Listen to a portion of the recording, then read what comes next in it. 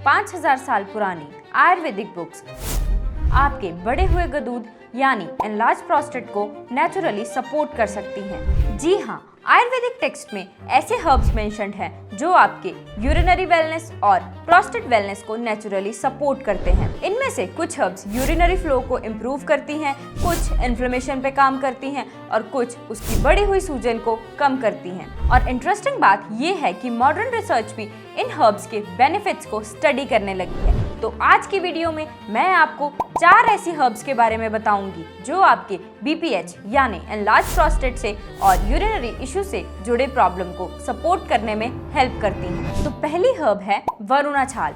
इसमें present compounds ल्यूपियोल और beta सीटोस्टेरॉल ये अपने एंटी इन्फ्लेमेटरी और एंटीऑक्सीडेटिव प्रॉपर्टीज को शो करते हैं। ये 5-अल्फा रिडक्टेज को इनहिबिट करके डाईहाइड्रोटेस्टोस्टेरॉन यानी DHT को इनहिबिट करता है, जो प्रोस्टेट की मेन वजह है। पिछला सेंटेंस गया ना सर के ऊपर से, तो इसे सिंपल तरीके से समझिए। मेल्स में एक हार्मोन होता है जिसका नाम है टेस्टोस्टेरॉन और हमारे प्रोस्टेट में एक एंजाइम होती है 5-अल्फा रिडक्टेज। तो प्रॉब्लम तब शुरू होती है जब 5-अल्फा रिडक्टेज टेस्टोस्टेरॉन को DHT में बदलना शुरू कर देती है।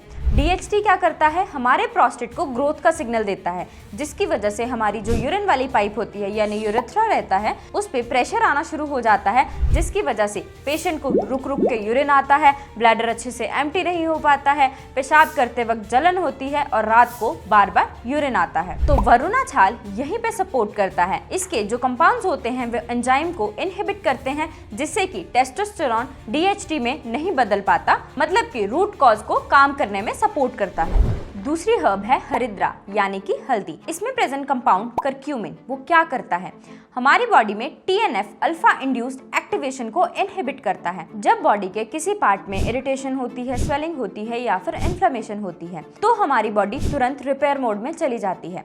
तब ये कंपाउंड दैट इज करक्यूमिन ये क्या करता है, TNF अल्फा एक्टिवेशन को सिग्नल देता है कि यहाँ के बॉडी पार्ट में इन्फ्लेमेशन बढ़ रही है। लेकिन अगर ये कंपाउंड ओवर एक्टिव हो जाता है तो उस जगह पे ओवर इन्फ्लेमेशन हो जाती है, मतलब कि इन्फ्लेमेशन स्वेलिंग जो है वो बहुत ज्यादा बढ़ जाती है। तो यहीं पे हरिद्रा में प्रेजेंट करक्यूमिन कंपाउंड जो है वो ओवर एक्टिव इन्फ्लेमेशन के सिग्नल को काम करने में हेल्प करता है। तीसरी हर्ब है गोक्षुरा। गोक्षुरा में प्रेजेंट नाइट्रेट्स और एसेंशियल ऑयल्स होते हैं जो डायूरेटिक एक्टिविटी में हेल्प करते हैं। डायूरेटिक एक्टिविटी का मतलब होता है कि जब यूरिन का फ्लो सही नहीं है तो वो उसके फ्लो को इंक्रीज करने में हेल्प करता है। आप इसे ऐसे समझिए, अगर पानी की पाइप में प्रेशर कम है तो पानी रुक रुक कर आएगा। वैसे ही प्रोस्टेट के साथ होता है कि अगर प्रोस्टेट का साइज इंक्रीज हो जाता है, हमारी यूरिन वाली पाइप पे प्रेशर पड़ता है, उसकी वजह से यूरिन का फ्लो वीक हो जाता है, बार बार यूरिन जाना पड़ता है और जो ब्लैडर है वो अच्छे से खाली नहीं हो पाता। तो गोक्षुरा में जो प्रेजेंट कंपाउंड्स है, जिसे हम नाइट्रेट्स और एसेंशियल ऑयल्स की बात कर रहे हैं, तो ये यूरिनरी हेल्थ को सपोर्ट करते हैं। इट मींस कि वो उसके प्रेशर को इंक्रीज करने में हेल्प करते हैं। इसलिए प्रोस्टेट में जहां सिम्टम आते हैं कि बार बार यूरिन जाना पड़ रहा है या यूरिन का फ्लो वीक है या ब्लैडर अच्छे से एम्प्टी नहीं हो पा रहा है, तो गोक्षुरा वहां पर हेल्प करता है। चौथी हर्ब है पुनर्नवा। स्टडीज के अकॉर्डिंग ये प्रोस्टेट वेट और प्रोस्टेट इंडेक्स को कम करने में हेल्प करती है। इसमें प्रेजेंट एंटी इन्फ्लेमेटरी और एंटी प्रोलिफरेटिव प्रॉपर्टीज प्रोस्टेट के स्मूथ मसल को रिलैक्स करने में हेल्प करती है। अब इसका सिंपल मतलब समझिए।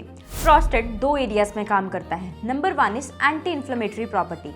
एंटी इन्फ्लेमेटरी का मतलब है कि अगर बॉडी में कहीं भी सूजन है या कहीं इरिटेशन हो रही है तो ये वहाँ पे काम करेगा। इट मीन्स कि अगर प्रोस्टेट में स्वेलिंग हो रही है जिसकी वजह से आपकी जो यूरिन वाली पाइप है वो दब जाती है और उसकी वजह से यूरिनरी सिम्टम्स आते हैं, तो ये उसकी इन्फ्लेमेशन यानी सूजन को कम करने में हेल्प करता है। दूसरा है anti proliferative property. Anti proliferative property का मतलब है कि जहाँ पे सेल की ग्रोथ एक्स्ट्रा हो रही है, जैसे कि हम प्रोस्टेट की बात कर लेते हैं, प्रोस्टेट में एक्स्ट्रा सेल ग्रोथ हो जाती है जिसको हम कह देते हैं कि उसका साइज बड़ा हो गया, तो ये वहाँ पे हेल्प करता है कि जो हमारे सेल्स की ग्रोथ है वो ओवर ग्रोथ ना हो जाए और उस ग्रोथ को वहीं पे रोक देता है। इसको ऐसे समझिए कि अगर एक कमरा है, उसमें अगर हम ज़्यादा सामान भर देंगे तो हमें चलने में दिक्कत हो जाती है।